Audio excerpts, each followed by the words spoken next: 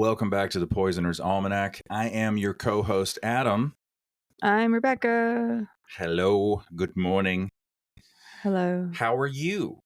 I'm tired. I'm so tired. You've been working really hard.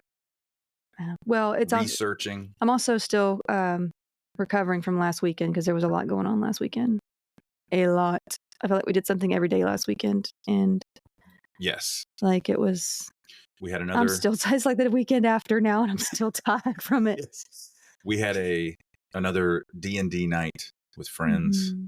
Well, that wasn't so bad because it was mostly like lore and coming up with characters, and just that was like a small group, and the kids were playing with each other. But then, like the next day, I think honestly, it might have been the parade because Camilla really wanted to walk in the parade with her. I forgot you went to that with her taekwondo teammates, and I was like, well, I didn't want her to walk by herself because she's 9. Yeah, and it's not that there's a lot of kids there. I just didn't want her to get lost in the fray, and I worry. So yeah, I walked it with her, and it was a lot. It was a lot. And you love parades? No, I don't. You're right. Don't like them at all. Don't like them. I mean, I'm cool with like supporting, the team and all that. I'm it's not that I'm against that. It's just the people are just looking at you, and like there's a lot of people around. So like, well, it is a parade, and there's noise everywhere, and lots of noise. It's something that cost you a lot of spoons. Yeah, there was a Cybertruck. Was there really? There was. You'll be just having a good day, and you see a Cybertruck. First shoe off. So yeah, it was a lot. It was a lot for one day, and then yeah, and Camilla had a sleepover 2 nights in a row at 2 different locations. She did, but that completely unplanned. Yeah, and that was a lot too. Yeah, how extroverted is it of a child to randomly get into 2 sleepovers in the same weekend? No, she gets that from you. Yes. So if 100%. I sound a little funny, it's because I'm tired. Yes. She gets more southern the more tired she gets. Or angry. Or sick. Yes. Or tipsy. I wasn't going to say that one, but yeah. So, but I'm going to do my best. I normally like to hide my southern accent as much as I can. I normally like to hide my southern accent. Well, I do because I've gotten some... There was this one time I got in a fight down at the Piggly Wiggly. Well, because I've grown up in Georgia my whole life, and so I do have a southern accent, but I try to mask it because... I try to mask my southern accent. Well, because like I've been told by, people in the past that, don't use that, you'll sound stupid. Which is mean, it's mean. Just because you have a certain accent doesn't mean you're a certain way. That's stupid. But instead of, did y'all eat yet? I'll say, have you all had any food today? Usually it's, have you eaten? So I guess I don't hide it that much. But when I'm around other people, I usually just let it loose, or people I'm really comfortable with. But I try not to. Of course, your last video just showed it right through. Goodness. We were having so much fun. There were so many comments on that video. Where do southern accents come from? Like, y'all, we are from the Confederacy. I ain't from no Confederacy. You know what I'm saying. I mean, I'm from Georgia. Not philosophically, just geographically. We are from the South. Yeah, and, we're from the deep South, folks. You can't get no more southern. You get any more southern than us, and you're in Florida. Look, I'm pro-union, though. And Florida is not the South. I mean, I guess that means something different now, doesn't it? Pro-union. Yeah, you're talking about like the North. I'm glad the North won. Okay, I'm against racism. We appear to have lost the war of northern aggression. My God. I am against racism. There, I'll say it like that. To be clear. I'm against those things. And also, I'm not like one of those women that likes to be told what to do by men. No, I know. Well, that's also another stereotype, though, right? Like, oh, man. Kind of. Baby, can you fix me a turkey pot pie? Ooh, I saw this man at the store, and he was bossing his wife around, and I really wanted to smack him with a dang cast iron. Oh, did you tell me about that? Was he having like an anger breakdown? Was it that guy? No, that was a different guy. This is new? This was last night. Why did you not record with your cell phone? Well, I had my child with me, Doesn't matter. And so I didn't want to I was going to say something, and then my mind was like, you have your 9-year-old with you. This man, we don't know this. You're saying you were going to say, Rebecca, were you really going to say something? He was ticking me off. He looked at that woman. He looked at his wife. He was older. And he said, get over here now. I was like, ooh. So this is a message to all the wives out there. This is the podcast for you. Like if your husband's an idiot, we can help. There were so many things I wanted to say and do right then, but I was like, oh. And then I saw him when I got out to the parking lot, and he was like, get in the truck. I was like, ooh, no, honey, run him over. Hit him with your car. I'm sorry. With your car. Southern. What a Southern thing. I'm sorry. I told you when I get angry, it comes out a little bit more. Oh, man. All right. I'm going to try to hide it for the rest of the episode. Okay. Yes, please do. Story time. I escaped a religious cult 7 years ago. Without going into too much detail here, let me just say it was an extremely difficult journey. My mental health spiraled downhill, and I thankfully had enough presence of mind to seek out a therapist to work through what was going on with me. My therapist helped give me context to all the wild things I'd walked away from. He was kind, patient, and guided me through what my new normal might look like. I had never had healthy boundaries in my life. Therapy helped show me that as a result of being in a cult or high control group, I had never fully become my own person. It's a shocking thing to learn at the age of 32. I learned how to communicate to the people around me what I was going to do, and more importantly, not do with my time, energy, and resources. BetterHelp is the sponsor of this episode, and they're on a mission to make starting therapy easier. BetterHelp is a platform where therapists and their clients can communicate effectively and get the most out of therapy.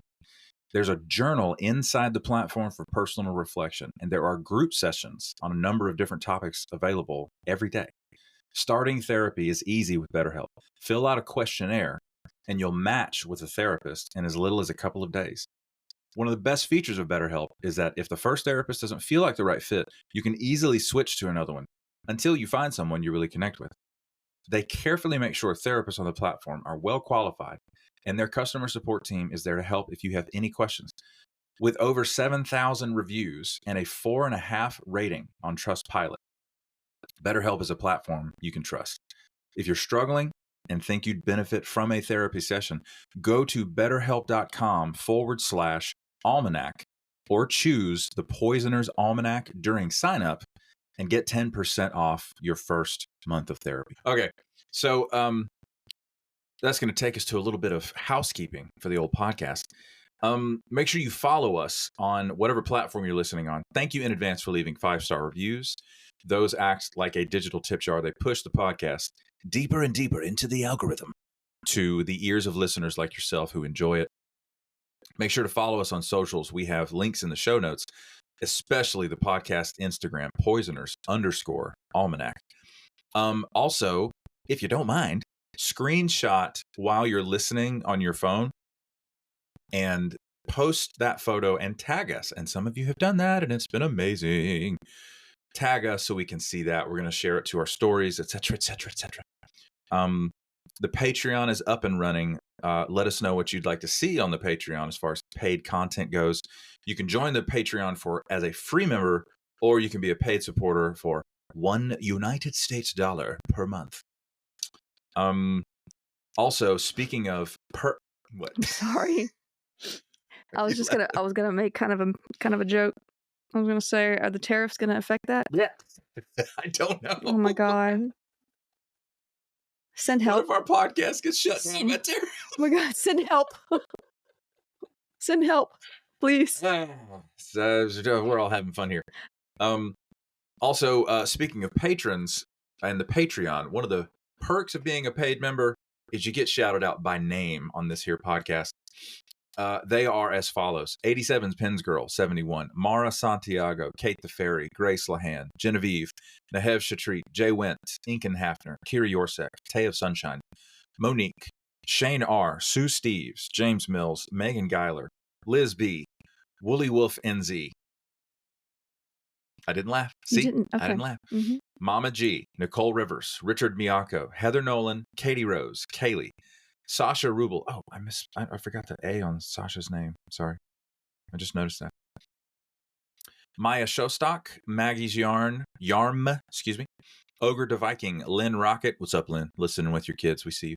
Brett Moser, Zaid, Neil Houdini, Nicole Crane, Jefferson Vargas, Carmen Q, Sarah G, Knitting Ninja, Estar, Olive Octopus, Betsy Rich, Terrorsaurus Hex, T-Bug, Christine Maljotti, Morgan Brittingham, Blau Frosch, also known as Kiara Jurisons.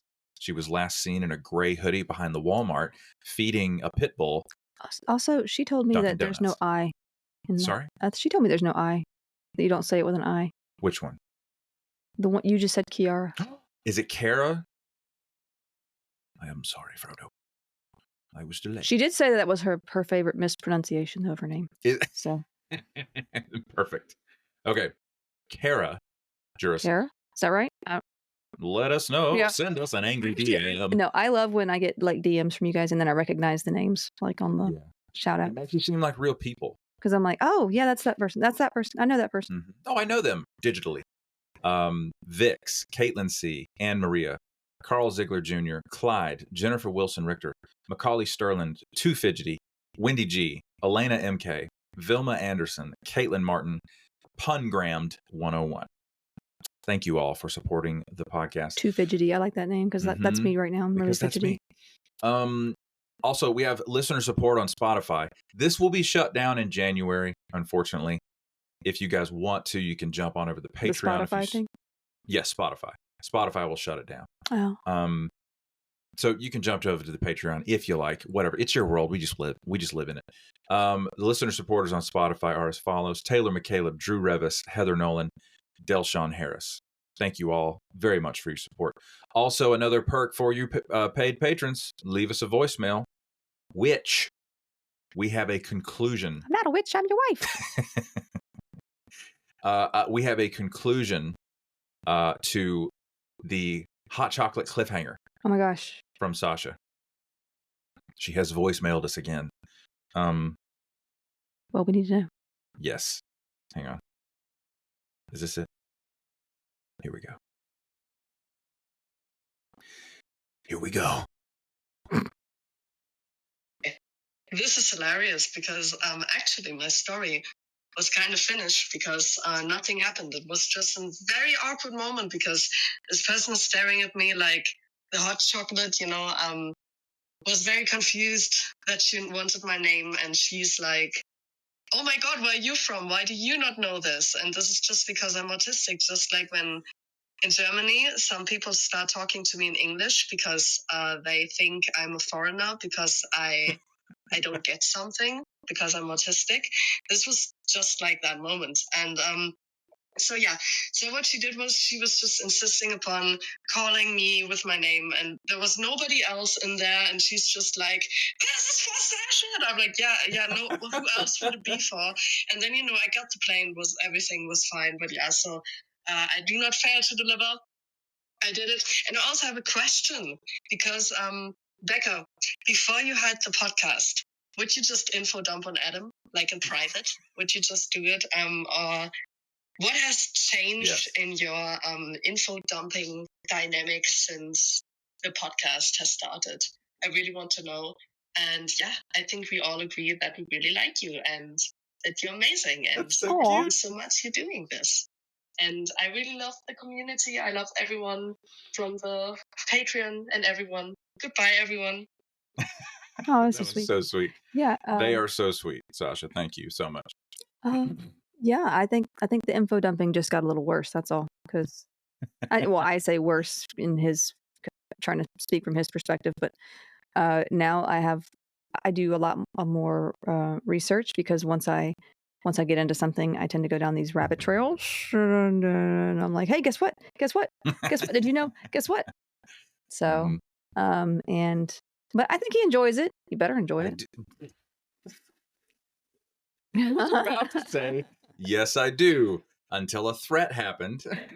Enjoy it. And just a side note, Sasha actually has they/them pronouns. Mm-hmm. So, did I use the correct pronouns just now? Did I say? Did you? I can't remember. Look, it is Friday morning. It's actually Friday the 13th, which careful. I think it's great. I think it's anyways. Fun. But Sasha, they wanted to ensure that we got those right. But anyways, yes, I do enjoy it, and honestly, I have a value as a like for expertise, like when somebody just has a really granular understanding of any particular subject. And so I don't know. Even now, I don't like, I recognize Becca info dumping or, fun facting as something that her brain craves to do. Excuse me. But like, I don't know. I'm just enjoying it because Becca is really intelligent. Like she's usually telling me now. Sometimes I'm doing something like I'm trying to eat leftover food that's like just barely, like something that's been let rise back to room temperature or something, like Yeah, rice. You're a little risky sometimes. I take some risks because like the bacon that was out of date that you ate. Mm-hmm. That rhymed. Sorry. I had already finished the bacon. No, you hadn't. Oh, you right. finished cooking it, and then I was like, "Oh, that went bad." Like at the beginning of the month, and you're like, "What?" And then you just started eating it, and I was like, "Yeah." I was like, "Well, better you than I'm me." hungry. I've already cooked it, and it's probably fine. But you know me. Fine. You know me. For expiration dates, I'm just like, well, it says that. Exactly. That's the date. Exactly. Like that's just me. Yes. The autistic brain craving consistency with what we know about food science. They put the expiration dates on, they label these things for very specific reasons because you don't want to go to the ER at 4 in the morning. If there's an apocalypse, I'm just going to die. It's too much trouble anyway. It's too much trouble. I give up. So, yes, Sasha, she info dumps on me even now. Before I just didn't know. Before I thought it was just her personality. Oh, she just loves, she's just telling me about things she loves. That's cool. I do that too. I thought it was all completely the same. And then when we found out that Becca was autistic, we were like, oh, wow, that's okay. That's different. Yeah. Well, sometimes I share things that are a little out of place. I've gotten better at that though. About 50% of the time, it won't be in pocket. But I know what's going on. Like your mind is just this is what your brain is doing. Yeah. And your brain is the same place you house your love for me. It's coming from the same place. I gave up caring what other people think. Like in my 30s, I think I'm just too tired to care anymore. And so, like, if I want to say something, I'll just say it. While masking the Southern accent, typically, because I learned that you should add the Southern accent in. Well, it's a nice, it's subconscious now that I don't use it. It's like a cosmetic you can buy from the store in game. Yeah. Well, I'm tired now. It does come out more when I'm. Oh yes. So, or when I'm angry, it comes out a lot more when I'm angry. But I try not to get angry. I'm a peaceful person. What if I am? Okay. Right. Okay. So, my lovely dearest wife, what are we talking about today? Ooh, is this a continuation? Is this part 2 of the bubonic plague? Yes. The bubos. Oh my God, you and these stupid bubos. Anyway. Okay. But yes, where were we? Oh yes, the pit of despair. Now we are continuing our study of the plague, and we left off in the Middle Ages when it was later called the Black Death. So when I say the Black Death, I'm talking about the one in the Middle Ages, but it is the bubonic plague. So medical knowledge of the day, as we know, was limited. They were counting on the likes of ancients like the Greek physician Hippocrates, the philosopher Aristotle, the Roman physician Galen.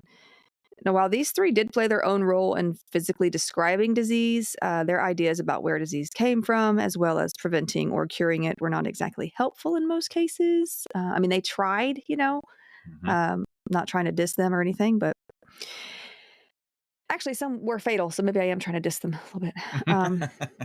Now, we've mentioned You know what? I do mean it. I do mean it. I'm going to take it back. We have mentioned the influence of the Persian polymath Avicenna. A polymath is like, he's just kind of an expert in many things. He's like a physician. He's like a philosopher. He's a many maths. Multiple mathing. I didn't know there was a term for that. Yeah. Okay. Probably because like most of us are too tired to do any of that these days. Like when you look back at like some of these like like people had like the time to like really just get into different I'm not sure where I'm going with this, but like they had the time. Those who could afford to, I'm not saying everybody did. Right. Those who had like the leisure to do so could actually like have an expertise in more than one thing. And those who weren't dying of the plague. Yeah, or working in the fields as serfs and things like that. So, but yeah, so there we have it. It's like Leonardo da Vinci. We think about him. He was many things. Yes. Yeah, there was I just didn't know there was a term for that. I'm still trying to figure out like if I ate lunch yesterday or not because I can't remember. And these guys are out here changing the world, but here we are. But yeah, but Avicenna. But even when he did get something right in terms of the spread of illness, it was often mistranslated by Western Europeans. Because remember, he was Persian. Anytime they got a hold of like any sort of Muslim documents, a lot of stuff got mistranslated. And anyway, so the winners write the history. They do, don't they? So we've basically got the four humors: astrology and supernatural forces causing illness in their understanding. This is basically the world they live in. Boy, that is enough. So how do you prevent or cure these illnesses then? So you had bloodletting for humor issues. This was super common, as we've discussed, and supernatural stuff for the rest, pretty much. It gets weird, so just strap in. Okay. It gets weird. So we know that the plague spread via fleas on rodents. Basically, the fleas could bite people, or people could handle the infected animals, and also infected humans or bodies, and it could spread that way. It could also spread through pneumonic plague in the form of droplets. So like if someone had bubonic plague and then it like went to their lungs, right? Like it progressed to pneumonic plague, basically. Pneumonia. What's pneumonic plague? It's a pneumonia form of... It's pneumonia with that bacteria, basically. Gotcha. So it's... Yeah. Okay. It's a form. It almost sound like you're saying the term mnemonic, like a that might be part of a device to remember something. Yes. Yeah. Mnemonic. Got it. Mnemonic. Is that better? But yeah, they could spread it by coughing or sneezing that way, and so like you could get pneumonic plague before you even had like the bubonic type symptoms. You just really want me to say bubos. Yep. Anyway, so. Knowing this, let's go over some of the common cures of the day. We're going to first go over some animal cures that were used. I told you, it gets weird. Okay. So there was this cure created by English physician Thomas Vickery. It involved taking a healthy chicken, plucking the back and rear of that chicken, from the feathers, then strapping the live plucked chicken against the infected person's buboes. Okay. And why here's when the chicken became ill, it was believed it was sucking out the illness of the person. People back then believed that chickens breathed through their backsides. Okay, I don't know. Okay, this is just what they believed. So, like, the chicken would be washed, then restrapped until the person or the chicken died. So, if the chicken died, they would just get another chicken and do it again. If the person died, then I guess that was just it. But they kept doing this. So there's that. This was known as the Vickery method and would have been pretty common later as well. Anyway, another strange animal cure of the day was to find a live snake, kill it, then chop it up and place the pieces on the buboes. Apparently the snake represented evil and the illness was evil. So the snake would draw out the sickness. I guess it's like like calls to like, kind of. Okay. But yeah, honestly, like, I feel bad for these poor animals. Yeah. Like, they're like, excuse me. This was also done with pigeons. Okay. I don't know why pigeons specifically, though. They believe the same thing about pigeons, their respiratory pathway? They did the same thing with the snakes to the pigeons, and I don't know why. Oh, okay. I don't know why. Anyway, unicorns. Yes, unicorns. Many people at this time were big into unicorns. It reminds me of what's that movie with The Rock and Kevin Hart? And he's like, man, I'm big into corns. Is it corns? Yeah, Corns. I'm big into corns. Central Intelligence. Yeah, That's yeah. what it's called. You got like the unicorn. hysterical, man. You got the unicorn shirt on. He's always wearing a unicorn t-shirt. And The Rock is a massive human being. Big into corns. Man, I'm big into corns. Anyway, so that's all I think Take about. all that pain and take all that pain and depression and push it way down deep where nobody will ever find it. That'll sound healthy, man. Anyway, yeah, that's a great movie. Love it. Okay, so yeah, unicorns. They believed that their horns had healing properties. This idea actually came from the Greek physician Theseus, who attested that unicorn horns could detect or neutralize poison, cure fevers, prolong youth. Just to check in real quick. Could be Unicorns aren't real, right? No. Okay. I do have a funny story though with that. Okay. But yeah, so they believe that they could neutralize poison, cure fevers, prolong youth, and could be used as aphrodisiacs. Don't ask. I don't know. Why? About that last one, okay? I don't know what they did. Now, the horn would basically be ground up to powder and mixed with water as a potion of sorts. So... It's not real. No, okay, but... Okay. We're getting there, though. My horn can pierce the sky. Charlie! We're going to Candy Mountain! Sorry. But, okay, so here's where this comes from. Like, well, besides the dude who came up with it. So Danish sailors and other merchants from the north often brought narwhal tusks to European markets. And people were like, unicorns! I'm so proud of the Danish right now. Well, I don't know if I'm not sure if they specifically said, yeah, these are unicorn horns, but they brought narwhal horns there. And I once dated a dude a long time ago. And like, it was in college. And he was like, he didn't believe narwhals existed. Yeah, you told me about this. I was like, but Rebecca, I rescued you. I rescued you from. Okay, no. I think I rescued you. No, let's stay focused. You need to look back at your own past. I rescued you from this string of men. Okay. Anyway, but this poor fellow, he didn't believe they were real. I literally had to like look it up and show him they were real. He's like, that's not real. I'm like, yes, it is. You're not real, man. Anyway. Yeah, they these were narwhal tusks. Yeah. And the Danish have been smarter ever since. The rhinoceros horn was also often mistaken for a unicorn horn. Very different looking than a narwhal tusk, but yes. At some point, the rhino's horn was also thought to be magical all on its own. Actually, Italian explorer Marco Polo, you know that game you play in the pool, but it's the guy. He once described a beast that he believed was the unicorn in 1300 AD. This is what he said, there are wild elephants and plenty of unicorns, which are scarcely smaller than elephants.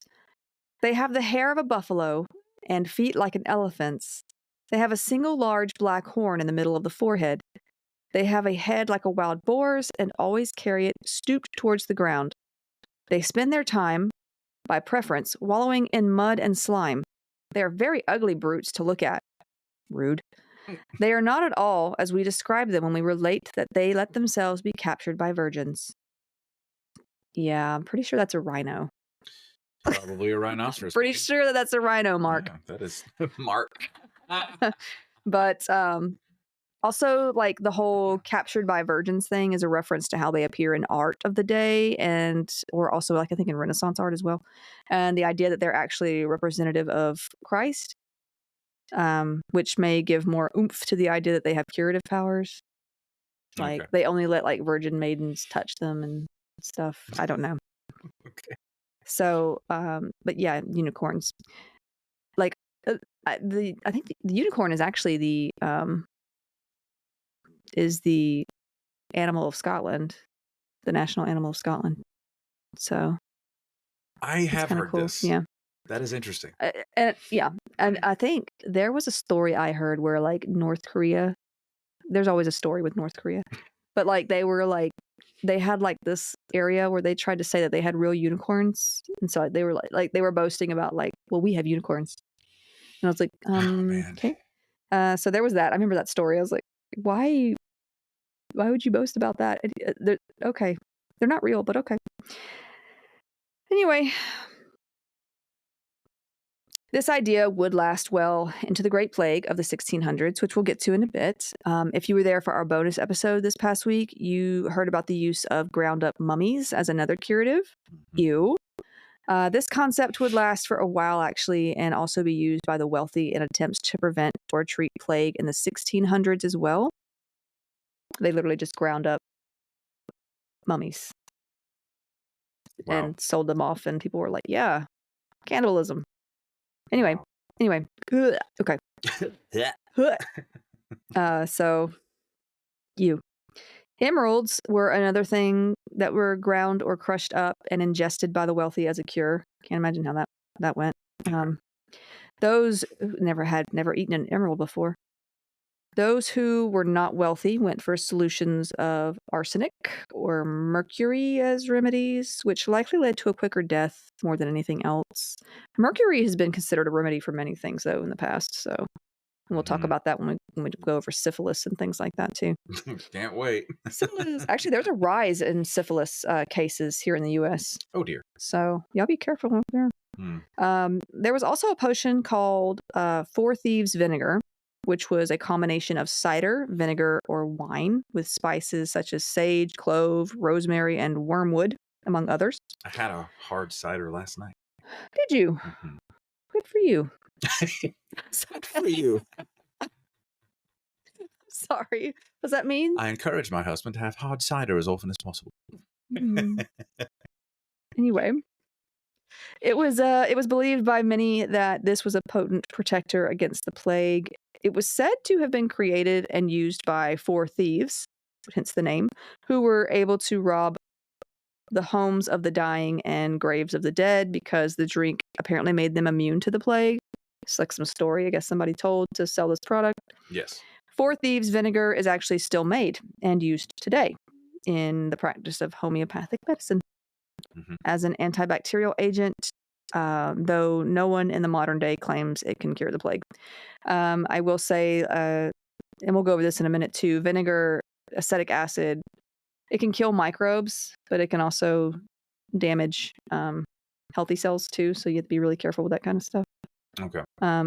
So like putting it directly on your skin, undiluted, is not a great idea. I'm with you. Yeah, not a great idea. I don't know exactly what's in the stuff that's made today or sold today, but there's that.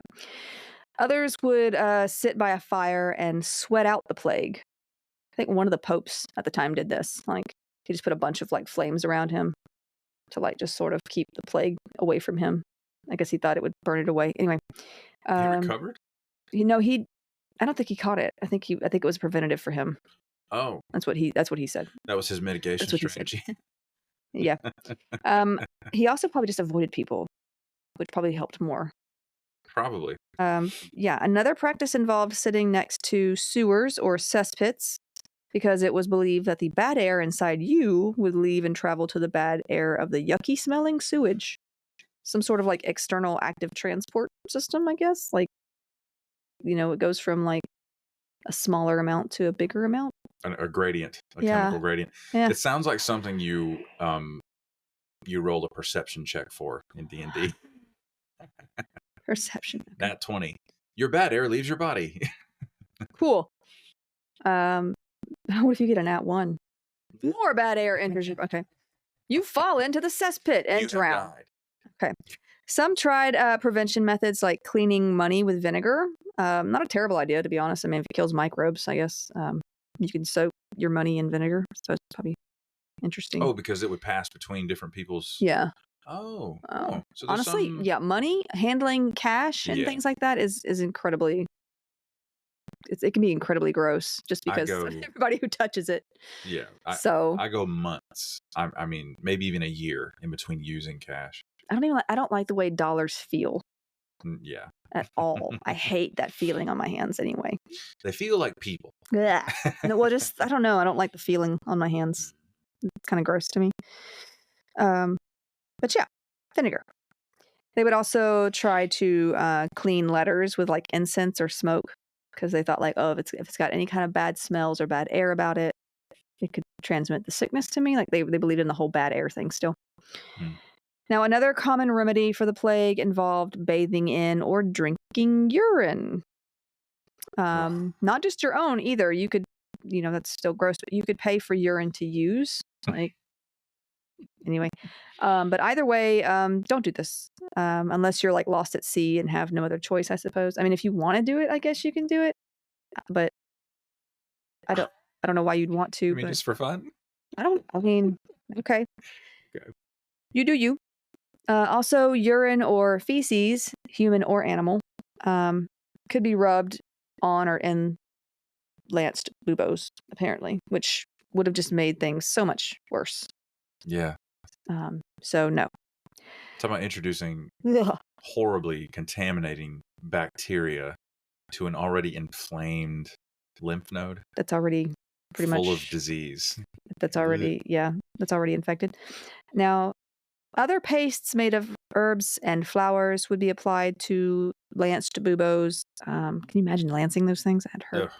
Having little to no effect, and sometimes causing infection there, because you got to remember, like, it's not like people are washing their hands or these things that they're putting on there either. So it might sound like, oh, that's sweet. They're putting this curative herb on there. I'm like, yeah, they haven't washed it or their hands, and it's also very inflamed. If it could have been possible to just airdrop the concept of hand hygiene. Well, people in like the 1300s, just to be like, also washing your hands is really good for everyone. What would the metrics have looked like? Believe it or not, there was some hygiene going on with, like, they would have basins of water, and like, people who could afford it would have like basic soap made of like, like lime animal fat and stuff. Yeah. And so like some of them did have that, but they also didn't understand the transmission of disease at the time. And a lot of times this water wasn't changed out and people were using it between each other. And so there was some washing up of like the visible stuff. Yeah, I'm thinking of like effective hand hygiene. Yeah. Like how much better washing your hands been? with soap and water for at least 20 to 30 seconds, that kind of thing. I get it. But I mean, a lot of people think like they just never washed anything back in the day. That's not necessarily true. They did have like basins. They a quick splash here and there for those who couldn't afford to actually have like tubs or basins for baths to fully immerse themselves in, or they would wash in. Some would wash in rivers and stuff. But even there, I mean, rivers can be full of brain eating amoeba, perhaps. Well, maybe not in Europe. I don't know if they have the brain eating amoeba in Europe because it likes warmer water where the silt and all the kind of towards the shore where the what would you call it, like not mud but like the silt and the sediment and all that is. So anyway, I don't like those things. I've never encountered one, but it's like my arch enemy. Anyway, so whole houses were fumigated with smoke, or sometimes incense was used as, like I said, the smell was thought to transmit the disease. Some would carry flowers and herbs around to smell, not just for the smell of death, but also to prevent that smell from giving them the plague, like bad air. Some believe the common nursery rhyme, "Ring around the rosy, pocket full of posies." Yeah. Ashes, we all fall down, is about the plague. It's not?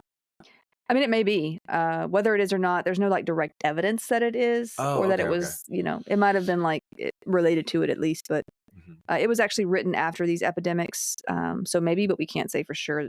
I don't know if it was like actually sung during the epidemic, but it could very well be about it. Gotcha. Those of you listening to the bonus episodes might recall the name of the next cure used, theriac. When we talked about Mithridates a few weeks back, I mentioned that he claimed he had created this cure for like any poison, and he called it theriac. The original recipe, if there ever was one, honestly, has been lost.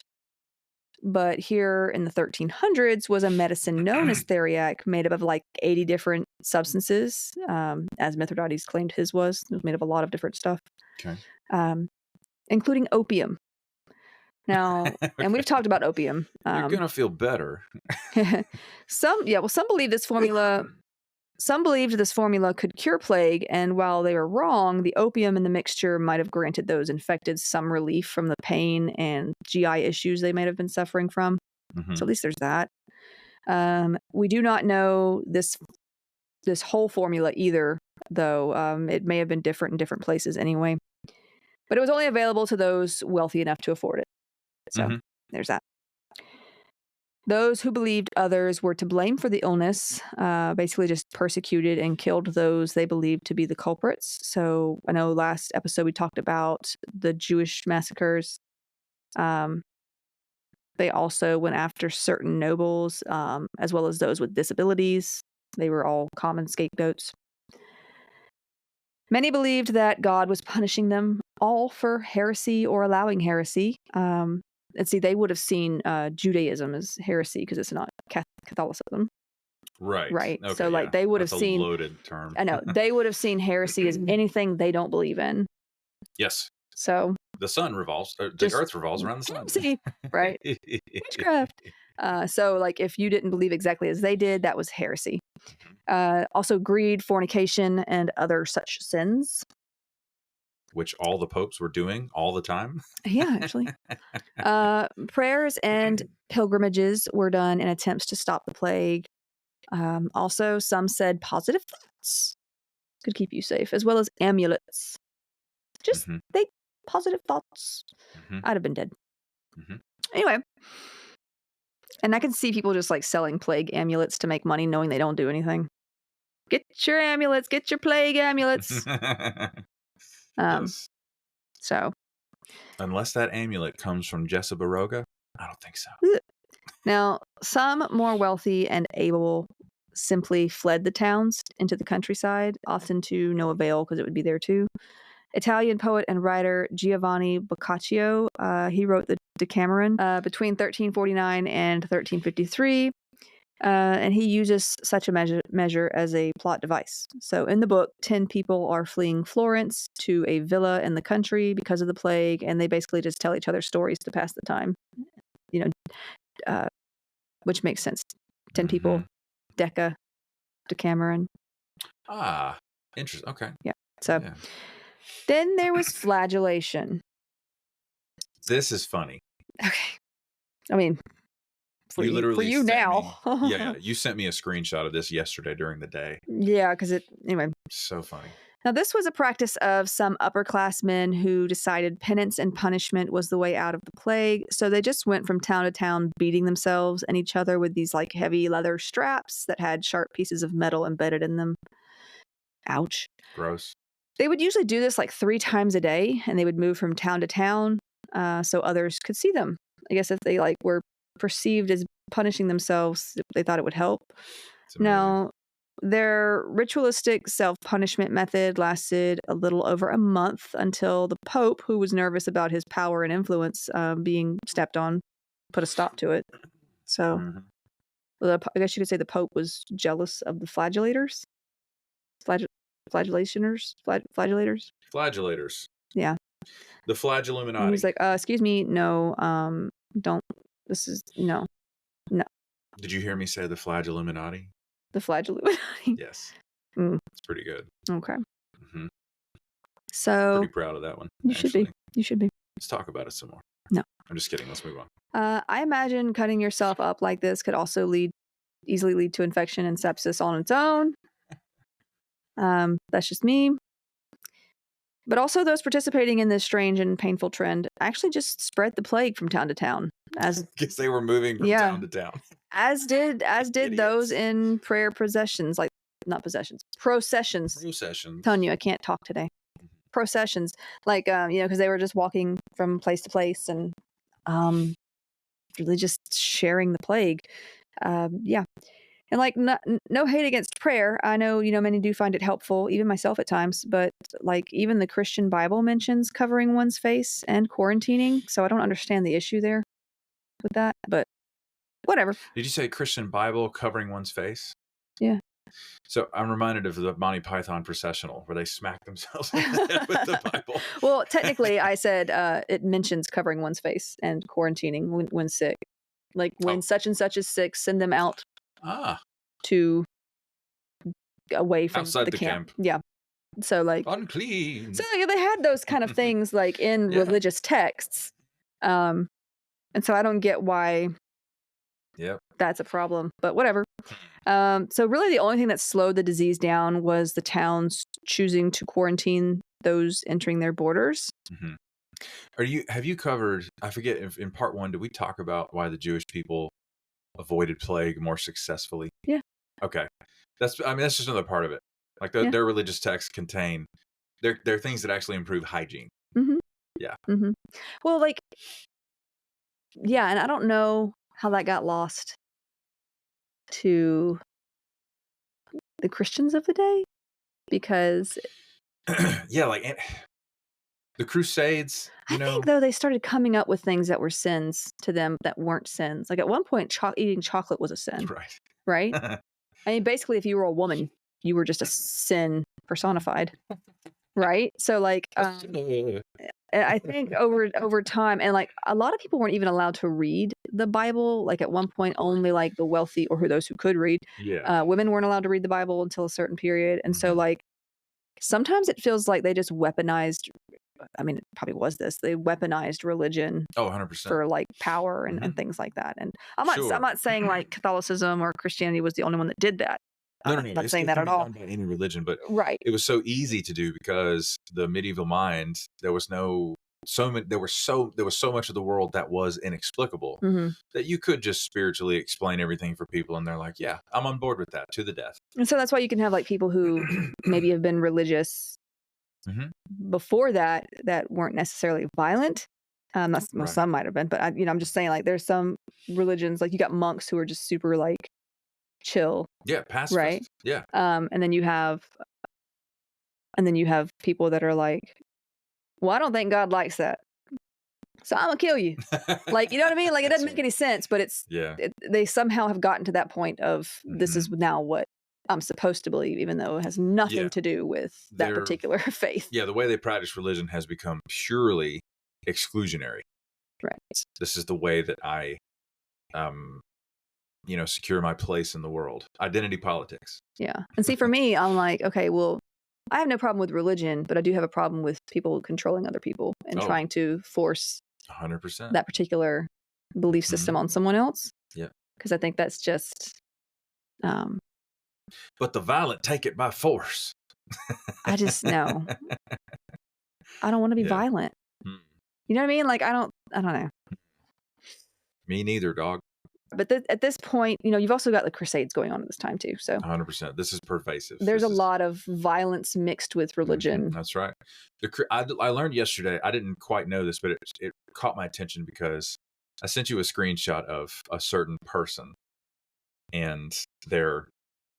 Yeah. Okay. Oh, yeah. So I sent you that, and while I was hearing somebody break down the history of that iconography, I learned that the Crusaders, the Christian Crusaders, slaughtered Jews on the way to the Jerusalem. Muslims. Yeah, well, because they wanted to take Jerusalem for themselves, the Holy Land. That's right. And so they were planning on they were okay with killing Jewish people and Muslims. Yes, and they. The ultra wealthy financed this entire thing. They were successful in taking Jerusalem because they slaughtered everyone. Well, at first, and the Muslims took it back. 100 years later, so it was back in the hands of their enemy. Yeah, like serves them right, to be honest. There were a lot of strange beliefs about a lot of things. Oh boy.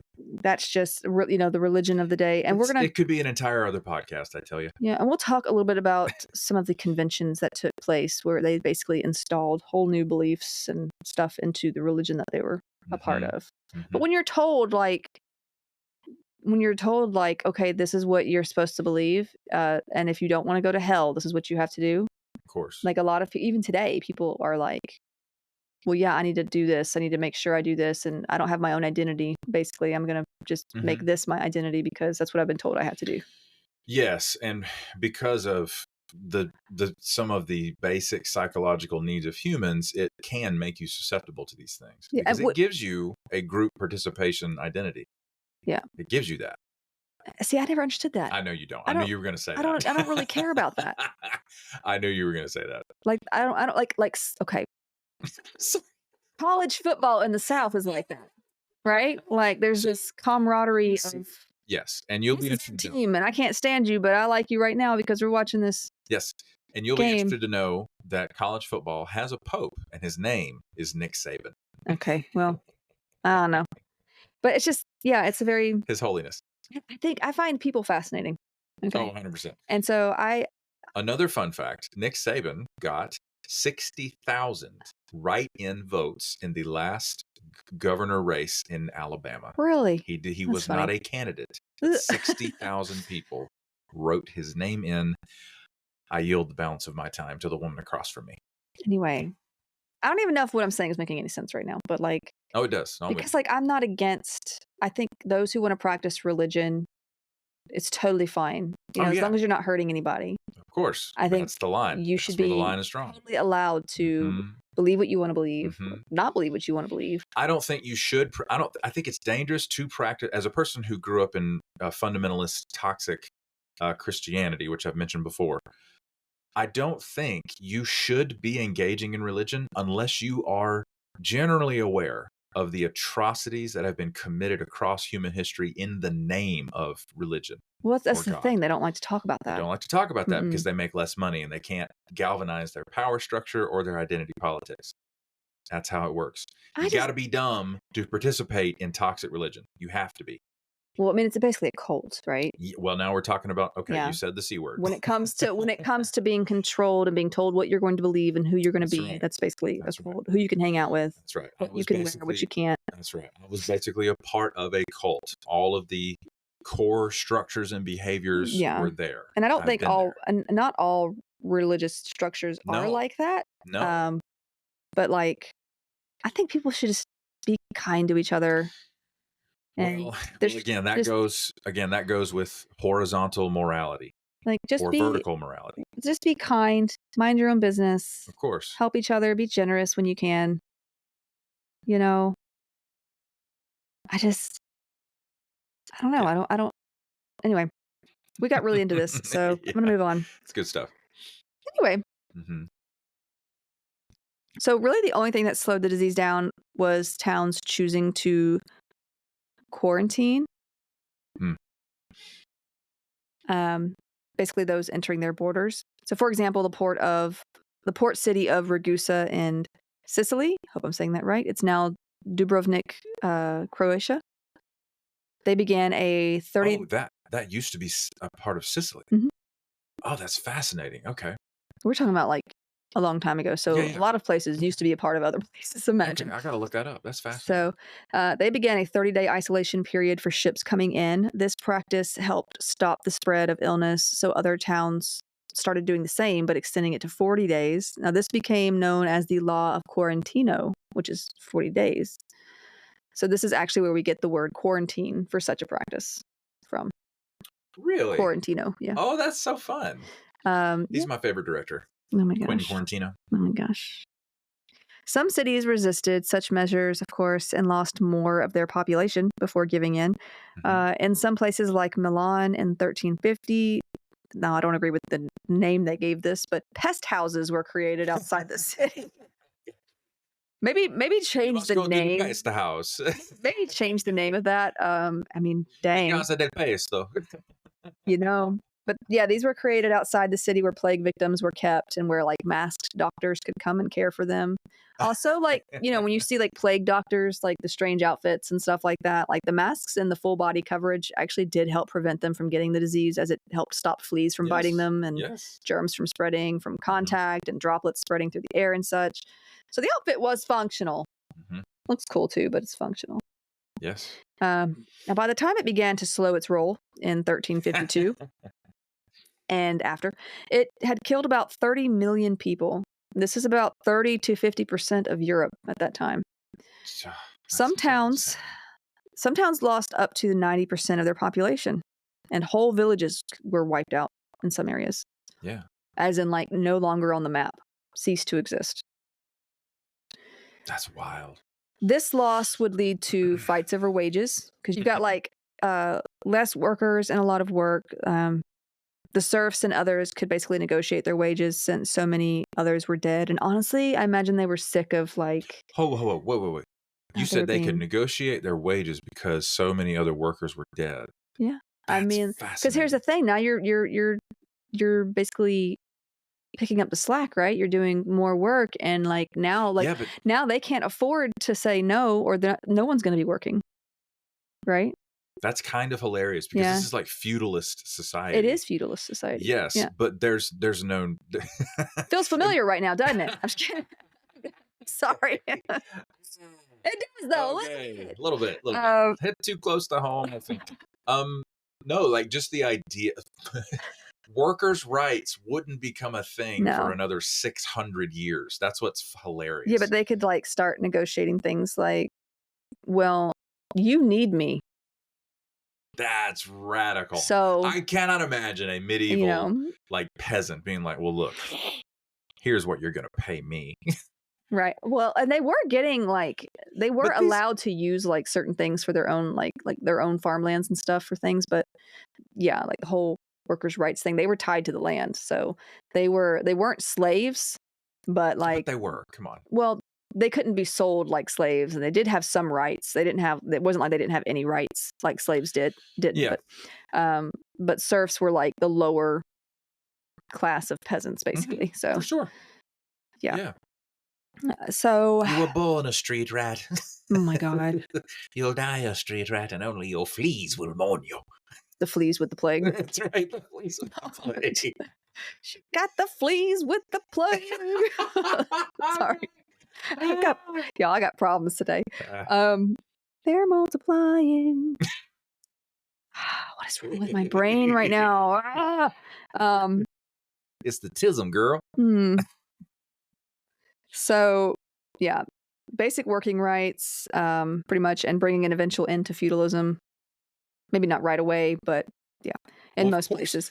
Well, as soon as the working class figures out, oh, we have power. Mm-hmm. Like that is... So this is kind of a silver lining, I guess, because it's kind of like the start of the end of feudalism. Yeah. Which is nice. Yes. And also like encouraging women's influence and status, not by much, but it was something, because like basically many of them had survived their husbands and were basically now the leaders of their families. So like they were doing all the stuff around the house and taking care of the family. Trying to earn a living. Now, it did also leave people disillusioned with religion, medicine, and politics of the day. They were looking for something more at this point, because I mean they'd been told by religious people, by the doctors who were into the four humors, like this is what will cure you. Do this, do this, and like nothing was working. So literally it's like nobody knows what's going on. And also politics, because they didn't really. Something you learn about politics in any era is they don't really care about the people. No. So it's so surprising. No, if I were in that situation and were to survive, I would just, I don't know. I wouldn't know which way was up. I don't know. I guess I would pray to try to appeal to something. Right. Well, I mean, there's, some sort of, I don't know, deity or something that could make some sense of this absolute chaos of human history. You're going to pray, you're going to meditate, you're going to do something. Something. Because, a lot of this is out of your control, right? Yeah.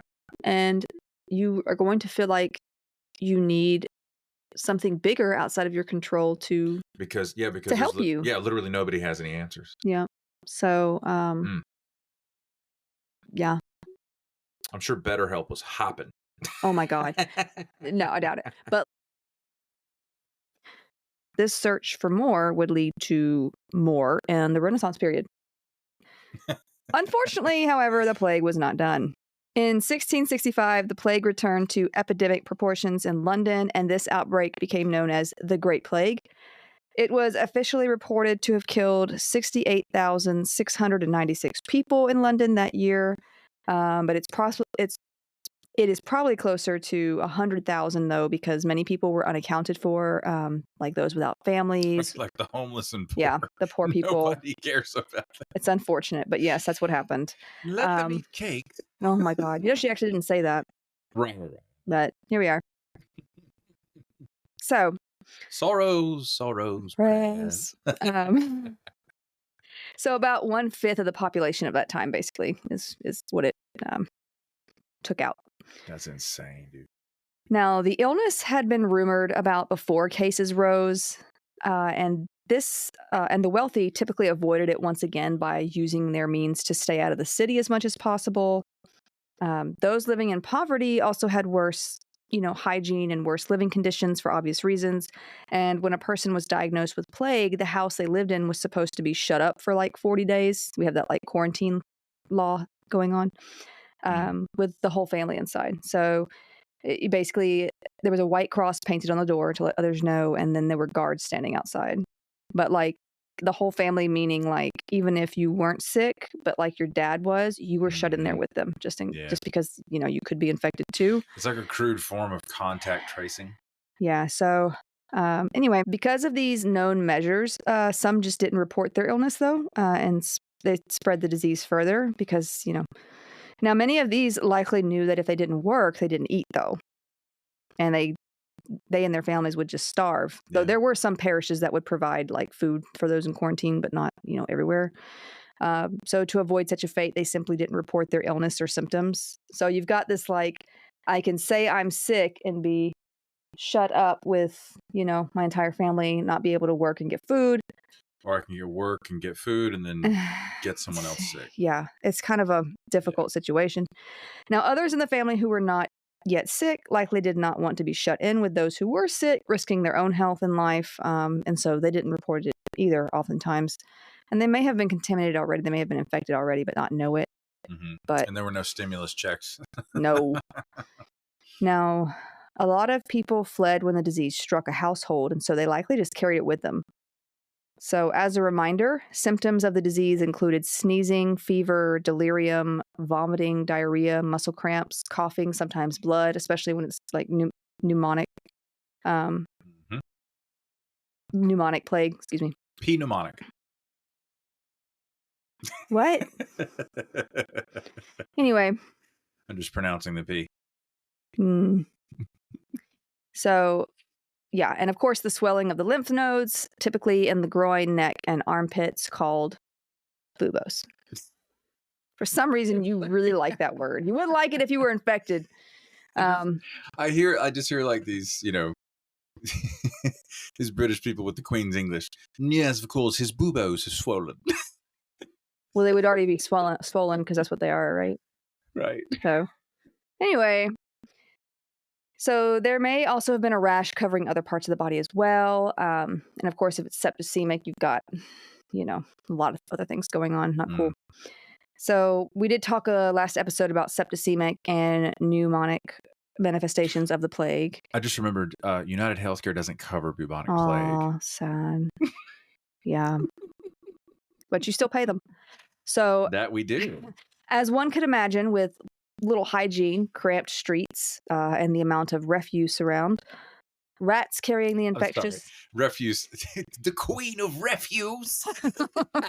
bow to her. Putrescence. That lady had the plague. I didn't even think about that before putting this in here. The amount of refuse. So there was rats also carrying the infectious fleas around. They were running rampant. People still didn't know that this was what was ultimately causing the infection to spread to humans. Mm-hmm. There was already some political and religious turmoil. Honestly, basically the mascot of this period, to be honest. There had been the English Civil War from 1642 to 1651. The plague actually ravaged the military camps involved then as well, but had not yet come to London with such force. How could you wage a war with the bubonic plague going on? Well, America did it with smallpox. Oh, right. So we talked about that. Yeah, we did. Okay. Sometimes you're at war and it's not like you want to be at war, but here you are. So, anyway. So, armies of infected soldiers just carried it around, basically. So you already have these political and religious divisions going on, and when it came to this fresh epidemic in London, most once again blamed it on other people, as well as the Jews.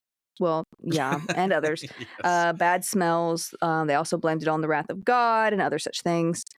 The earliest cases beyond the Civil War of this particular outbreak occurred in 1665 in a parish known as St. Giles in the Fields, just outside of London. As summer of 1665 approached, cases of plague increased steadily through the city of London, and by June, 25% of deaths were due to the plague. By August, it's only a few months later, this would rise to 75% of deaths being attributed to the plague. And it peaked by September with 7,165 deaths in 1 week in this one city. So, what did they do? Was it a mass grave? What did they do with the oh bodies? yeah, plague pits. Remember we talked about plague pits? Yeah. So, Lord. Now those with plague were shut in with their families, as I mentioned, was the protocol. And there were those who would search for the dead in the middle of the night and basically carry them off to designated plague pits for later mass burials and such. Now, remedies for this outbreak were very similar to those from the Black Death outbreak during the Middle Ages. Some added cures included smoking and getting kids to smoke because they believed it would keep the bad air out, ironically. Kind of ironic, but yeah. I mean, exchanging one bad air for another, I suppose. Chewing tobacco was also considered by some to prevent the illness somehow. It did not. Sniffing sponges of vinegar. Remember, the whole smell thing is an issue. Mm-hmm. Drinking gold and rose water. I'm pretty sure that was for the wealthy only. Yes. Still, we could put our gold in the water. Yes, and drink it. I'm so bored. Give me my mercury. Still, as I said, cures involving bloodletting, purging, chicken butts, unicorn horns, ground mummy. The unicorn thing, bro. Yeah. Come crushed on. emeralds, magic amulets, urine and feces, etc. were all still circulating. And I want to talk about Ayam, which is a city or town. It's like 35 miles southeast of Manchester. The plague reached Ayam. It's spelled E-Y-A-M, but from my understanding, it's pronounced Ayam from what I've researched. Mm-hmm. A.M. I hope I did not learn wrong, but if I did, I am sorry. Okay. But it reached there in the summer of 1665 when a London merchant sent flea-infested cloth samples to the local tailor. Basically all it took. That's your move? Yeah. Within a week, this tailor's assistant had died a prolonged and rather agonizing death. But before long, the rest of the household had fallen ill and died.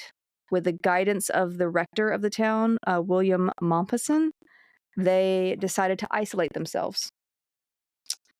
Over time, the village basically fell apart because no one could work the fields or gardens. It was really this whole act of self-sacrifice, because they were like, we need to isolate ourselves here because if we go anywhere, we're going to spread it. Wow. We're going to keep people out and we're going to stay in. And that was the rector, his idea, and they were like, yeah, let's do that. Now, some did leave, and they would show up in different towns and get pelted with food and rocks and stuff because they were like, plague, because they knew that they'd come from there. But most people decided to take an oath and stay. Wow. In this town, yeah. So the rector would be the local pastor, basically, the English church there. Wow. So, but the villagers did create a system of boundary stones around the village's periphery to keep others out and themselves in, and they basically took an oath to do so. What they did was they bore holes into the rocks of these boundary stones, and they left coins soaked in vinegar because they believed it acted like a disinfected. And the merchants from surrounding villages would collect the money and leave bundles of meat, grains, and trinkets in return. The first half of 1666, 200 people from that town passed away. After the stonemason died, villagers actually had to engrave their own tombstones. They carried their dead family members. Just to check in real quick. Engrave their own tombstones. Yeah, for their family and stuff. Because the guy who normally did it was deceased. Yes. That is wild. Yeah.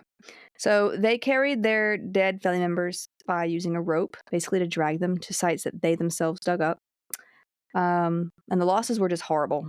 One woman of the period, her name was Elizabeth Hancock, she lost 6 children and her husband. And she wasn't the only one with such losses. Wow. You could actually still visit the boundary stones today. They're still there. Wow. They're set about a mile back from the village. And these flat, rough rocks are basically an attraction now. The sides of the holes have been smoothed down by like centuries of children just slotting their fingers in and out. But silver coins are inside of it. A lot of tourists put them there to sort of honor victims of the plague. Wow. But there's also, if you visit the village, there's these green plaques at the different cottages where plague had struck, like, and it has like a listing of all the family members that were lost in each household. So it's an interesting place to visit and learn a little bit more about the plague. Mm-hmm. Wow. As expected, the economy and social norms were deeply affected as the borders of London and those nearby were closed off to trade. This was actually done by the Council of Scotland. Other activities were halted as well. No fairs, nothing of that sort. Mm-hmm. Finally, by early 1666, plague cases declined and the outbreak was basically extinguished by the summer of 1666. The last reported case of plague in London was actually in 1679, from what I read. Which to me is shocking because we know the illness still exists and it affects other parts of the world. But that is surprising. Yeah. I would expect it to have lasted until hygiene became a thing. But London would not have had much time to chill after this summer of 1666 because the Great Fire of London broke out in a baker's shop on Pudding Lane, September 2nd, 1666, and lasted until the 6th of September. And, like, all I could think about was that scene in, like, remember I made you watch Hercules because you'd never watched Hercules before? Mm-hmm. And, like, the way that you're looking at me when you... Well, it's just a travesty that you've never seen the movie before. Okay? I'm sorry. Okay? Michael Bolton, okay? I can go the distance. I know. It's great. I know, but, like, you had not seen the movie, and it's just, you know... It's a good movie. It's true. It's a fun movie. Like, now, you don't understand my childhood. You like I called your mother ugly. No, look, there was one Christmas where I begged my mother for this stuffed Pegasus because it was in the movie, right? Pegasus. Mm-hmm. And I got it that Christmas, and I cannot tell you how happy I was. I remember that Christmas because I got that Pegasus from Hercules. So I loved it so much. Anyway, but no, there's a scene where they go to Thebes. I think it's Thebes. It's like where all the troubles happen. And like there's this old guy and he was like, did the fire happen first or was it the earthquake? He's like, no, this happened first and then there was the earthquake and then there was the plague and then there was the fire. And then like something else happens and then the old guy is like, that's it. I'm moving to Sparta. Remember that? Like, that's literally all I could think about when I was like, when I was reading this. Like, that's it. I'm out of here. So, anyway, I can go the distance. Now, with the fire, it actually did kill off many remaining rats and fleas. So, silver lining to that, I guess. But it did take at least like 50 years for London to be rebuilt after this. It was a crazy fire. You said there's like paintings of this fire, I believe. All right, that's insane. Which is the only way you would ever have any representation of what it looked like. There was no photography. Yeah, I mean, it ravaged that city because most of the buildings would have been. Yeah, like there was. So I had a patient who had a book that was put together by a local historical society, like Augusta Historical Society. Mm-hmm. And it was a history of Augusta in postcards. Huh. And a lot of these postcards were just, big photos of like huge hotels that people used to stay at and stuff. These things were like 3 and 4 stories, like monster hotels. And I'm like, I'm born and raised here. I'm like, where is that? And the patient was like, oh, it burned. Mm-hmm. And I'm like, and she said that she ended up saying that like 2 or 3 different times. And I was like, everything burned back then, didn't it? She's like, yeah, Yeah, we also that's had a why lot it's of not there. we had a lot of floods too before the canal was built. There was a That lot of makes that going. sense. That makes And sense. yeah, because of the Savannah River and all that. But all of those 3- and 4-story gigantic hotels, which, it's gigantic for a turn of the century, but like they completely burned because they're made of wood. Well, also there weren't like the kind they probably didn't have the sprinklers back then. They didn't No. have like the No. actual, like the firefighters didn't have the same kind of equipment It's the back bucket then. brigade. And you got people smoking, and you've got all kinds of other like risks and stuff going on. Like, and it's not just here. I've heard about like crazy fires and those kind of places in like California. I mean, any place where there's like big cities and stuff. You're gonna, Augusta's not a big city, but yeah. Oh my God, yeah. Let's be careful, huh? Yeah. But anyway, that's just a fun fact. I was looking at pictures of all these massive structures, and I was like, well, "Where's that? Where do you find that?" And I'm like, "Oh, it used to be there. It burned." Yeah, probably pretty quickly too. Right. But there was like, in this incident with the fire of London, like they really didn't have a whole lot of equipment to take that on either. I mean, like they had the Thames, They had the Thames, the rotting Thames, which was pretty awful back then, but full of refuse. And so it was. They did their best. But it was rough. It was bad. It started at a bakery, and it just whoosh. Of course it did. So I think I heard a whoosh. Sorry. So, I do need to mention that while the London plague epidemic of 1665 to 1666 is pretty well known, there was actually a similar outbreak in Scotland in 1645. The port town of Leith, which is funny because I named a character in my book Leith, and I had no idea that there was a town named Leith. Becca's book, Cerulean Curses, coming soon. Oh my gosh. Not that soon. No pressure. It's her first book, fantasy fiction. I literally haven't even sent it out to anybody yet, so who cares? Okay. I'm just hyping up the crowd. Yeah, no pressure. Some said it was God's wrath. Go figure. Of course it was. And it's weird to me. It's like, why? Like, y'all be Why is he mad right now? Well, like, y'all are always like, yes, we love this religion. God hates us. And he keeps hitting us with his wrath. And it's like, I thought you liked the guy. Yes. I'm so confused. Yes. Okay. I love the arbitrary sense of it all. Like the Count of Monte Cristo, that movie, when the guy says, God is never in France this time of year. Like, that's such a great way to describe God. Gosh. No, God is never in France this time of year. But the guillotine is. I'm just kidding. I don't know. Right. Anyway, yeah, but there were enough to understand at this point that it spread easily to those infected. So it spread easily. So they had those infected quarantined or isolated. Here, too, entire households were made to quarantine. So those with no symptoms alongside the already ill. But the town would eventually try bringing in cleaners to, quote unquote, fumigate homes by basically burning gorse, which is like this flowering herb that grew nearby, or straw. But this sometimes led to house fires. So like buckets of water were kept nearby. You guys. So it was like you're trying to get rid of the plague, but you could also just burn the place down. I'm just so worried that the medieval times are going to come to an end. Well, this is actually past the medieval times. We're in the 1600s. Oh, right. So we moved on from the Middle Ages a little bit, and they have learned a little bit, but they're still struggling with this whole thing. For sure. Yeah. So now, dead bodies would also be removed as needed, and many of the quote unquote cleaners would actually end up sick themselves, of course. Yeah. Clothes of the sick were burned or boiled in water in a huge kettle, which was actually one of the smarter things that they did. Bread and ale were brought to the homes of those ill and quarantined so that they wouldn't starve. By August of that year, they basically asked Parliament for help as the local economy and famine was breaking out. Yeah. The local economy was failing, and famine was breaking out. So the outbreak slowed down by November with proper quarantine measures for those who were sick. So, but yeah, you don't hear about that one too often. I was trying to see like we have the outbreaks that we hear about, from history, but like it feels like we don't hear about the other ones, and so we think those were the only ones. But this was all over the place. This plague.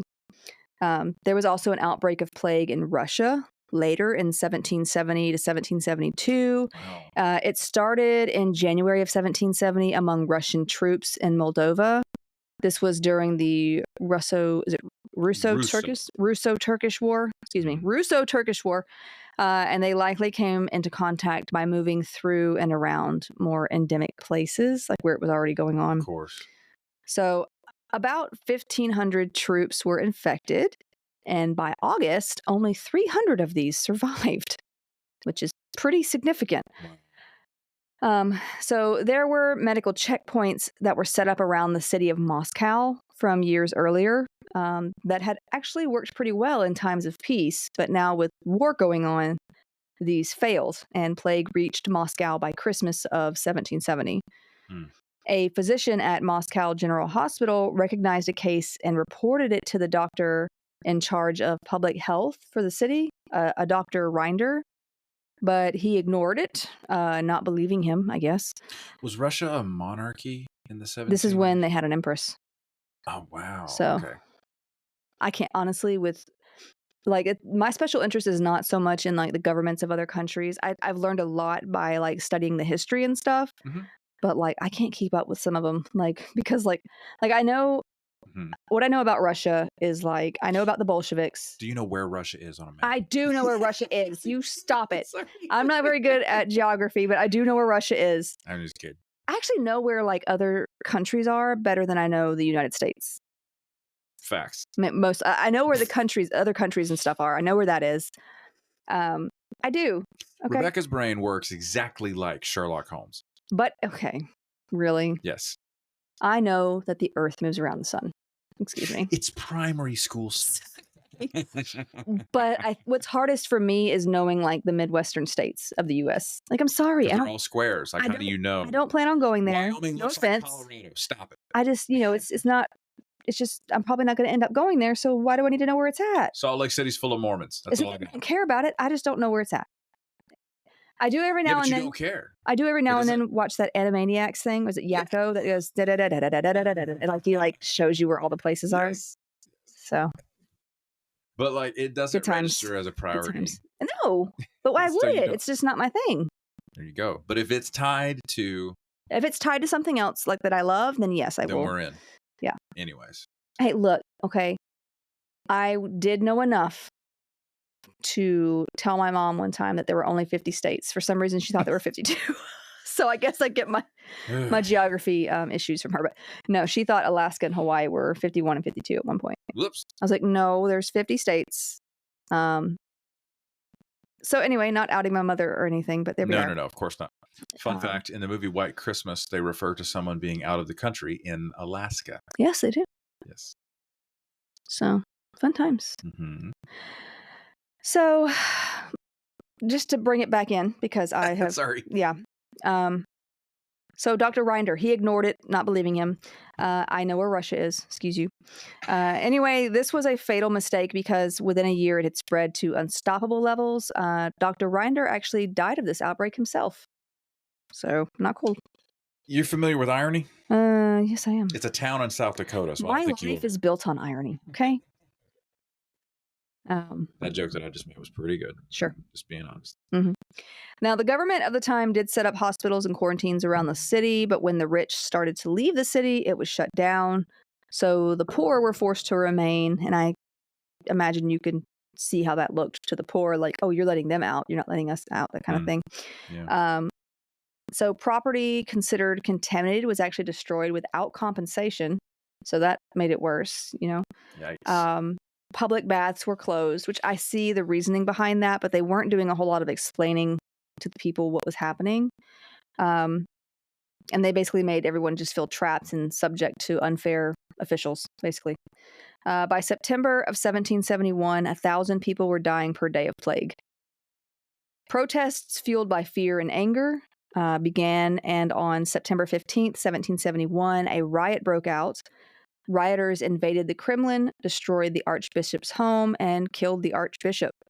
They went on destroying other infrastructure and buildings. It took about 3 days for the military to stop it. Why did they target the archbishop? Was it like church and state were the same Yeah, over like there he had with the some monarchy? influence and like he Okay. was telling people like this, that, and Gotcha. the other, but they weren't giving them a whole lot of Like the information. Archbishop of Canterbury. Yeah, like he had some Gotcha. power and influence over what was going on. So, yeah, I could not think of that word to save my life, but here we are. Mhm. So after this, Empress Catherine sent a trusted official and likely her lover who helped overthrow her husband, Ew. but she sent this person to Moscow to meet to meet with doctors and diplomatically get the residents to quarantine by explaining the circumstances. I swear, every time, and no offense, I'm not outing anybody in Russia, but like the more I like the stories that I hear when it comes to Russia and other countries too, but a lot of times when I hear about Russia, it's like if you just explain what's going on, like when it happens, I feel like you would save yourselves so much. Like Chernobyl. Oh, I was just about to say. You know, Chernobyl, and there's sure. other incidents too that they just kept secret, and it's like they made it worse by keeping it secret. That's right. And there's they're no not the only recourse. country that's done that. I know that. Yeah.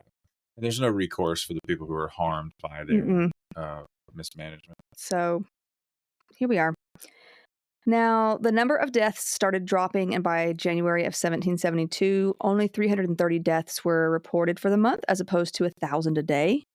So it's better than it was. Mm-hmm. Altogether, the death toll of this outbreak was about 100,000 people, or a third of the city's population at that time. So that's pretty crazy. Of Moscow, you say? That's wild. Yeah. Now, years later, in 2016, a 10-year-old Russian boy would contract the bubonic plague after cutting himself while skinning a marmot. Wow, they're like these little weasel. Rodent? Yeah, like this little weasel type animal. Well, he was hunting with his grandfather. Oh, so my God. apparently the plague has been endemic among the marmot population. Marmots. Has it? In Russian mountains up there. So, but they're so cute. They are, but hey, so are bats, but you shouldn't touch them. No. Very cute, unless you're like working with bats and have the appropriate, vaccines and all that. Just don't touch them. Mm-hmm. Don't touch the wildlife. I want to hug. I want to pet that dog too, but unfortunately, I also don't want rabies or anything else they might carry. Mm-hmm. So, but yeah, in 2013, a 15-year-old in Kyrgyzstan died after eating infected marmot meat. So there's an example. Yeah. Oh, wow. Anyway, in the 2016 incident, all the people that the boy had come into contact with were subsequently quarantined and given emergency vaccines to prevent the illness from spreading. One thing with the vaccine that they came up with, and we're going to talk a little more about that in a minute, the vaccine is about 50% effective when it comes to bubonic plague. Okay. Remember, the bubonic plague is a bacteria. We do have antibiotics now for it. Of course, way back when they had like the Black Death and the Great Plague, they didn't have all that. But yeah. So, but if it's pneumonic, the vaccine isn't going to do much to help if it's pneumonic, and you really need to treat bubonic plague in any of its forms very quickly if you can. So it's important that it's diagnosed correctly. But thankfully, this boy people were quarantined. And this worked. Thankfully, his case remained isolated and he was treated with antibiotics. So thankfully, that was taken care of. Another major outbreak of plague actually occurred in China and India. This was in 1855 through the mid-1900s. And that seems like a long time, but give me a sec. Okay. It was a pandemic, basically. So it went to basically every major continent, pretty much. And it actually was considered active until 1960. That's nuts. Yeah. This outbreak started in Yunnan, China in the 1850s, where the population grew as there were mining opportunities. And this led to contact with flea-infested rats that were infected with plague. The fleas and the plague were also brought back to urban areas with some of these people, and cases started growing in areas such as Canton and Hong Kong. It reached Canton in 1894 and killed about 80,000 people in 2 weeks. Oh my God. It's a lot. It then traveled to Hong Kong soon after and killed about 100,000 people within 2 months before the numbers finally started dipping.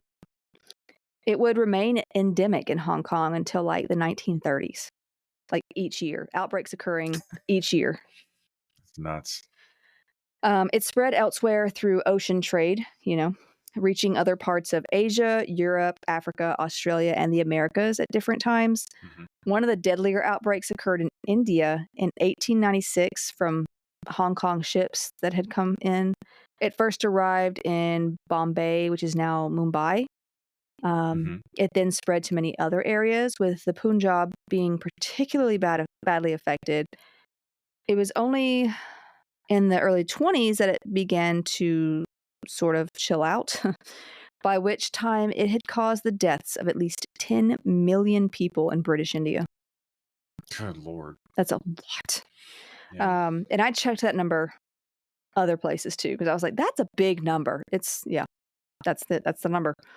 Outbreaks in various areas of the world caused by this long-lasting pandemic continued to occur up until the 1960s, as I said before. This last major outbreak was in Peru and Argentina in 1945, so South America.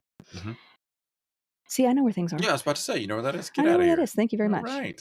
Thank you very much. But yeah, there was some initiative taken during this time. In 1894, researchers were working in Asia to figure out more about this illness. Swiss-born French bacteriologist, so we're kind of into the microbiology part of history now. All right. Alexander I feel cleaner already. Alexander Yersin was in Hong Kong when he isolated the bacteria that we now know causes the plague, which is why it's called Yersinia pestis. It's named after him. Yes. He was also able to show how it was transmitted, which is a big help. And this led to multiple ways of dealing with the problem, including using insecticides to kill fleas, the use of antibiotics in treatment, and eventually plague vaccines in endemic areas. Now, in 1898, another French researcher, Paul-Louis Simond, confirmed fleas as the vector of the disease. In 1897, and then in 1903, two conventions were held known as International Sanitary Conferences. The first was in Venice. The second was in Paris. These were to help deal with the possibility of new outbreaks of the bubonic plague, because obviously it had been a problem throughout history. Yes. So they formed the International Disease Convention in Paris, which would be one of the major predecessors of the League of Nations Health Organization. So this is like, it's a lot of stuff. Okay. This resulted in the standard protocols used in dealing with the bubonic plague throughout the early 1900s, including using the 3 I's: isolation, incineration, and inoculation. I'm sorry, Bilbo from The Hobbit. Just incineration. Sorry. But yeah, isolation is pretty obvious. Incineration is of like the clothing and other belongings that could hold onto or pass along the plague. And inoculation is basically being the vaccination against the plague using what they had then. Also, I can't help but like when I hear like incineration, this is a totally different illness, but did you ever read The Velveteen Rabbit when you were a kid? I loved that book. And honestly, maybe it's when my morbid tendency started. I don't know, because it is kind of, the boy gets it's a form of strep. It's something fever. What is it? Hay fever? No, hay fever. No. Yellow fever? No. Red fever? No. Purple fever? Oh my God. Rubella? No. Scarlet fever. Scarlet fever. Sorry, my brain isn't working today.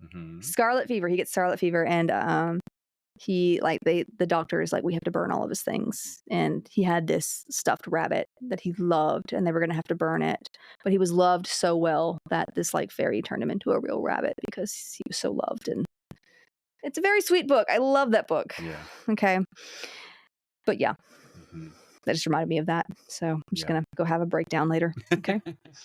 Now the last major outbreak of plague in the US was in the form of pneumonic plague. It was from 1924 to 1925 in Los Angeles, California.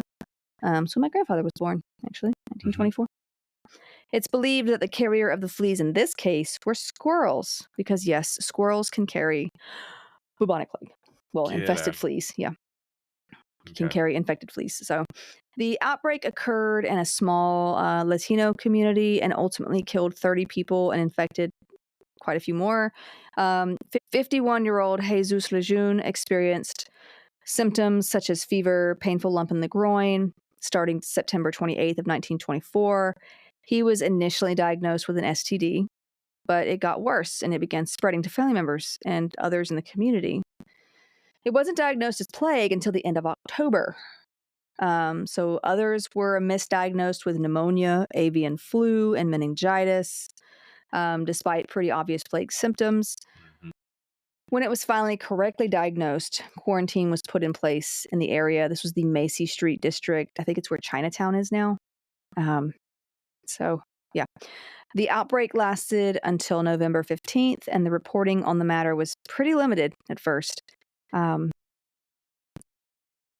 area, and following the 15th, the city was fumigated to kill all the rats and other carriers of the diseased fleas, which is a pretty big undertaking. Now, this incident unfortunately fueled racism and discrimination in the area against Mexicans. So once again, we have people doing that thing they do. Racism? What are you guys doing? Yeah, you see it throughout history, though, where it's like, plague, it's you. It's all your fault. And it's like, okay, it's not like they wanted to get bubonic plague. The Enlightenment. So another recent outbreak of plague occurred in Surat in western India in 1994. There are honestly too many outbreaks throughout time to discuss, but I did want to mention it because it was semi-recent. It thankfully only lasted over 2 weeks, though panic was definitely a problem at that time. It reappeared in Peru in 1994, infecting 1,104 people and killing 35. It then reappeared in Peru again in 2010. Now, modern sanitation practices and public health promotion, as well as a better understanding of what causes the plague and how it spreads, as well as microbiology and the human body in general, has led to far less outbreaks and deaths. It is not totally gone, however. Most recent outbreaks of plague have occurred in parts of Africa, South America, and Asia. It's usually more of a problem in rural areas and small villages. If you think about rats and stuff like that. So not so much so as like in big cities. Most cases since 1990 have been in rural Africa. I wonder how they keep it from happening in New York, because they have a lot of rats there. Great question. I'm curious. Now, there are an average of 7 to 10 cases of bubonic plague in the U.S. each year, mainly in western areas such as New Mexico and Arizona.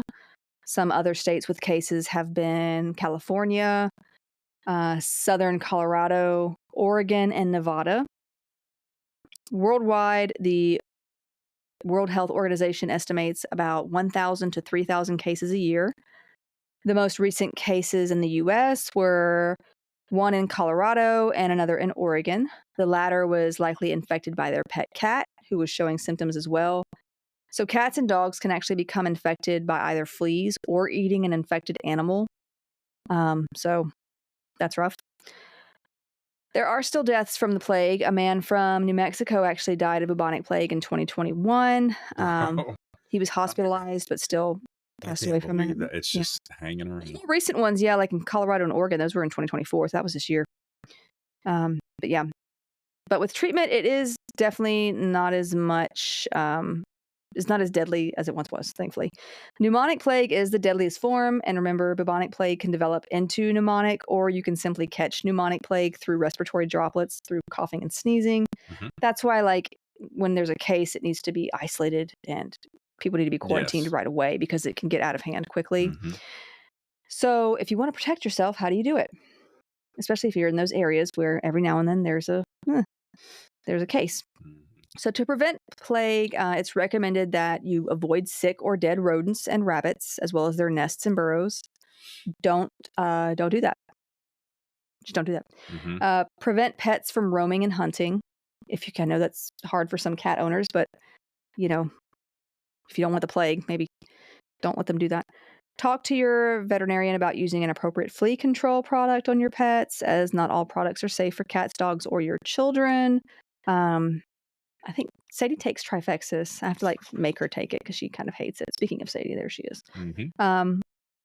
Have sick pets examined promptly by a veterinarian. See your doctor about any unexplained illness involving a sudden and severe fever, which you should do anyway. Clean up areas around the home where rodents could live, such as wood piles, brush piles, junk, and abandoned vehicles. Also, we'll eventually get to hantavirus because, anyway, let me just keep going. Put hay, wood, and compost piles. Autistic urge. Sorry. Put hay, wood, and compost piles as far as possible from your home. Don't leave your pets' food and water where rodents and wildlife can get to it. So there's some tips on how not to get the plague in modern days.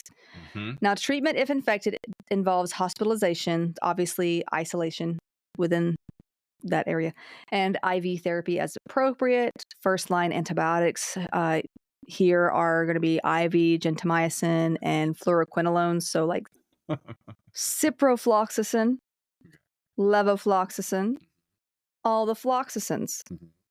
Flockus of galls. Treatment is for 10 to 14 days or until 2 days after fever. Oral meds may be prescribed with improvement, basically. So, we don't treat it with chicken butts anymore. We do not. Or unicorn horn. Or amulets, thankfully. The amulet is green. So, probably an emerald. That they found in the basement. Yeah. That they found in the attic. I said it wrong. Sorry. 6 fantastic friends. Anyway, so that's what I have for bubonic plague. And I hope you enjoyed it because it took me a long time to write all this up and to get it together. Because I kept wanting to put different outbreaks in here, but I was like, gotta stay focused. It's too much. No, there is too much. I will sum up. Yeah. So that's where I will explain. That's where I leave it. There is too much. I will sum up. All right. That's going to do it for this episode. Thank you all so much for listening, and we will see you in the next one. Bye. Bye.